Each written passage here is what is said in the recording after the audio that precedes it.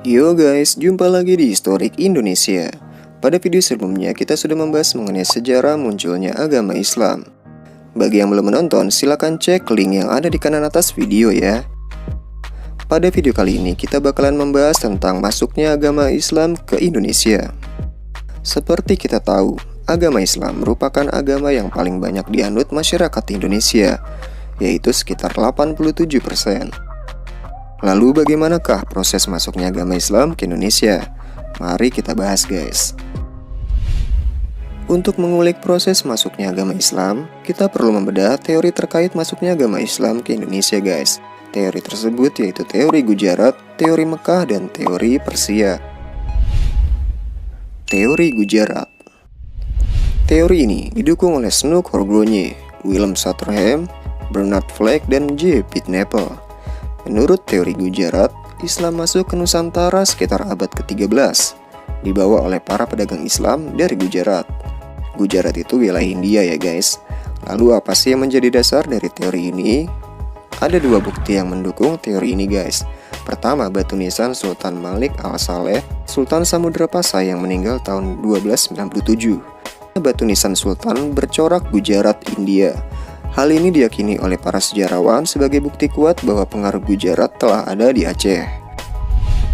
Bukti kedua yaitu tulisan Marco Polo, seorang pedagang dari Venesia, Italia yang menyatakan pernah singgah di Perlak pada tahun 1292 dan mendapati banyak penduduknya beragama Islam. Marco Polo juga menyebutkan peran dari pedagang-pedagang India yang aktif dalam penyebaran agama Islam. Teori Mekah. Teori ini didukung oleh Buya Hamka dan J. Van Leer. Menurut teori Mekah, pengaruh Islam telah masuk ke Nusantara sekitar abad ke-7, dibawa langsung oleh para pedagang Arab. Dasar teori ini adalah adanya pemukiman Islam tahun 674 di Baros, pantai sebelah barat Sumatera. Para pedagang Arab tersebut juga melakukan pernikahan dengan penduduk lokal sehingga agama Islam semakin menyebar di Nusantara. Menurut Hamka, kedatangan awal bangsa Arab tersebut tidaklah dipengaruhi oleh faktor ekonomi, tetapi lebih kepada motivasi dan dorongan untuk menyebarkan agama Islam. Menyanggah teori Gujarat, menurut teori Mekah, Sultan-Sultan Pasai menggunakan gelar Al-Malik, gelar yang lazim dipakai di Mesir saat itu. Selain itu, teori ini meyakini Islam yang berkembang di Samudra Pasai menganut mazhab Syafi'i, mazhab besar di Mesir dan Mekah pada masa itu. Sedangkan daerah Gujarat menganut mazhab Hanafi.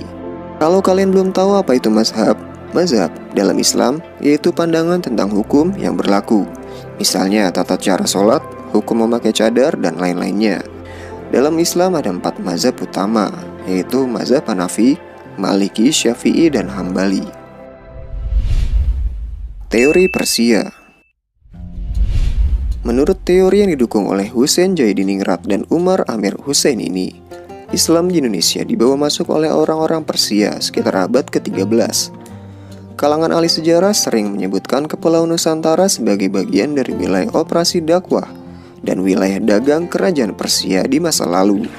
Bukti pendukung teori ini adalah adanya upacara tabot atau tabui.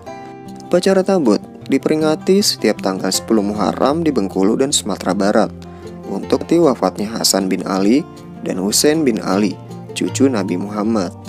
Perayaan ini disebut juga dengan perayaan Asyura. Perayaan Asyura ini juga merupakan ritual tahunan di Persia.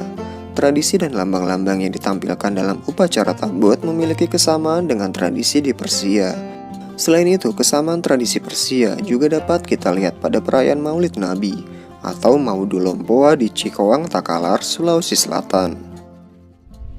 Oke guys, demikianlah pembahasan mengenai masuknya agama Islam ke Indonesia. Semoga bermanfaat dan menambah wawasanmu ya. Jangan lupa untuk meninggalkan jejak di kolom komentar jika kamu punya pendapat lain. Akhir kata, salam jas merah.